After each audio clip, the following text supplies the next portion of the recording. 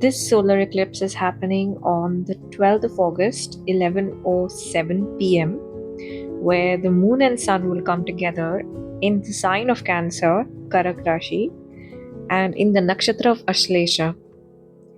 In Western astrology, this eclipse is occurring in the sign of Leo, but here we are only focusing on sidereal or Vedic or Hindu astrology. Aries, for you, this solar eclipse is happening in your fourth house of home, family, real estate, land, sale of property, emotional security, and joint real estate assets. This eclipse is happening alongside Mercury and Jupiter, which amplifies this in a positive way. This is one of those eclipses that can go either way. If you have a control over your temper, your anger, your mood swings, this entire period can swing totally in your favor. If you are facing any litigation related issue such as division of land, property, etc., try hard to stay silent. Do not rock your boat, because there are going to be people who are going to be completely fired up under this eclipse. People are going to have breakdowns and mood swings. If you want to benefit from this eclipse, it will be wiser and smarter for you not to react. Because you are an Aries ascendant, you are going to most probably have a reaction. I'm going to need you to be completely cautious with your reactions right now. One thing to be warned about is because Jupiter and Mercury are sitting in your fourth house by transit, there could be somebody you may not know very well but could offer you a financial exchange which would be unethical in nature. The reason I'm emphasizing this is because Jupiter and Mercury, despite having a good energy influence on the native, can also bring about negativity. Negativity in the sense unethical behavior, unethical practices, and it could be a situation where somebody who has mentored you could perhaps convince you to do something unethical in nature. Be assured that this, if done, is going to be exposed sooner or later, because when Jupiter and Mercury come together in transit formation, even though it brings about positivity, it almost definitely brings about something which is not seen in a positive, legal, and ethical light. The energies of this solar eclipse are actually convincing you and pushing you to end this long standing emotional chapter, which has to do with your home, family, extended family, property division, etc. Greed is not going to be considered in a positive light under this eclipse, because this is a eclipse that wants to sweep away toxic and unhappy emotions within your family environment. You tend to get very protective about the female figures in your family. You tend to sometimes get influenced, maybe negatively, by what your maternal figure is saying, because of how protective and close you feel to your mother, because perhaps she has raised you single-handedly, or she's a strong woman, or whatever the reason is. But that doesn't mean that what one person says is always correct. You need to have an unbiased opinion and take advice, take counsel from people who are not directly involved in your situation, who can give you an outside perspective. But if push comes to shove, my suggestion would be take what you receive under this eclipse. Do not fight for more, do not push for more.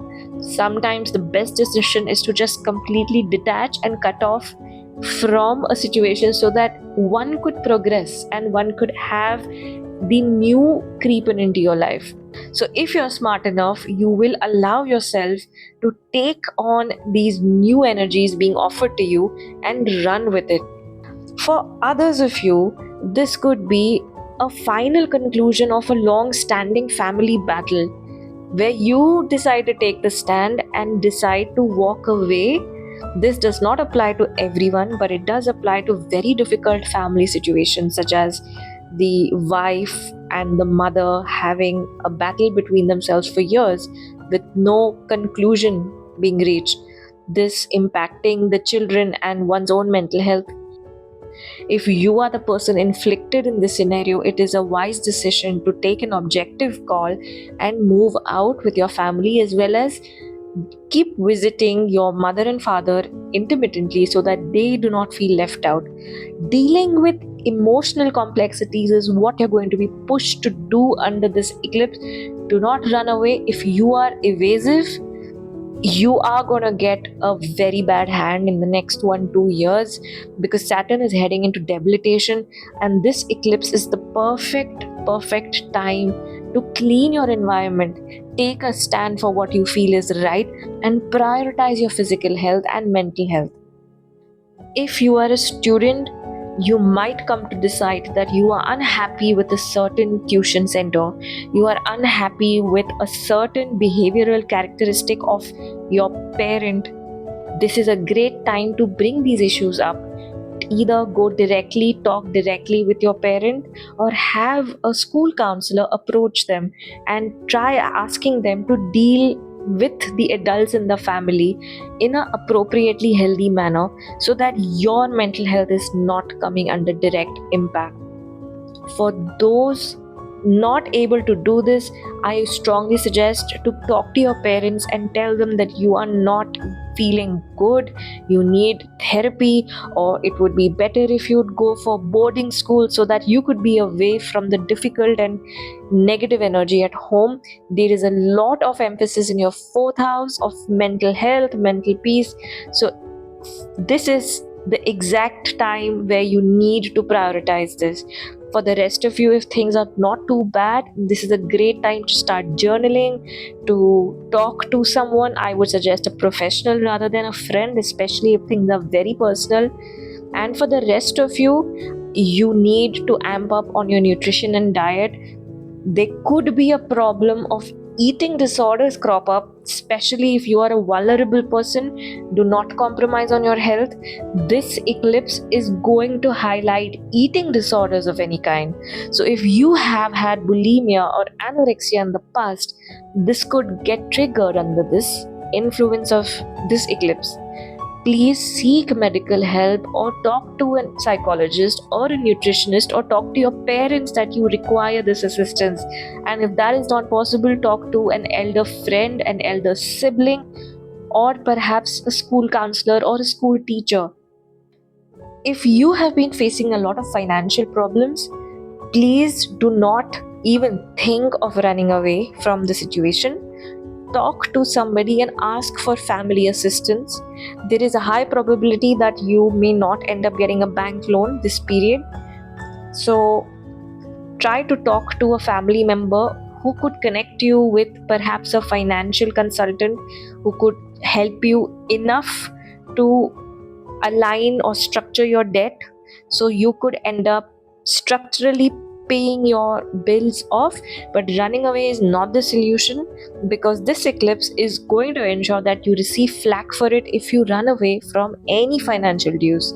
Please pay heed to this advice, as this eclipse is still a savior for so many. This eclipse is actually very positive if you look at it, but the eclipse that is coming up, the lunar eclipse, is not the easiest. So try to complete any incomplete tasks under this eclipse and finish it off once and for all. Marriage wise, relationship wise, if there is a need for seeking therapy, marital counseling, this is the perfect time to go for this. In fact, you are going to attract good psychologists, psychiatrists, mental health professionals this period, because this eclipse is happening in the nakshatra of Ashlesha, which also deals with the emotional aspect of human beings, the hidden bitterness. And sometimes to fix things, you need to address what is hidden below, what is the poison that is inside the other person, what people are withholding. And dealing with these sensitively is going to be actually very beneficial for your relationship. For the rest of you, this is the perfect time to plan family outings, family vacations, because so much happening in your fourth house. You honestly need some downtime if you feel you have not been prioritizing the time for children, the time for your parents, your relatives and cousins, this would be the ideal time. There could be a wedding coming up in your family, because I do see a lot of emphasis with relatives and people and all of that. So do give them time. And last piece of advice would be that in the midst of all of this, try to not reveal all your insecurities or all what's happening at work with you. Rahu is going to move into your 10th house very soon. So, whatever you say or share with certain people could become public knowledge very soon, and you don't really want that. I have seen this so many times that when Rahu transits the 10th, for people who are trying to save a relationship, some news ends up going out and the news becomes public, thereby damaging the repair work even more. Or there could be a simple issue at work, but if you share it with a coworker, it ends up becoming a full blown problem that everybody catches whiff of. You don't really want that right now, so definitely go out there and socialize with close family and people, but try not to overexpose the minutest details or the minutest issues that are troubling you. If you really want to get that out of the way, you really want to discuss that, approach a professional.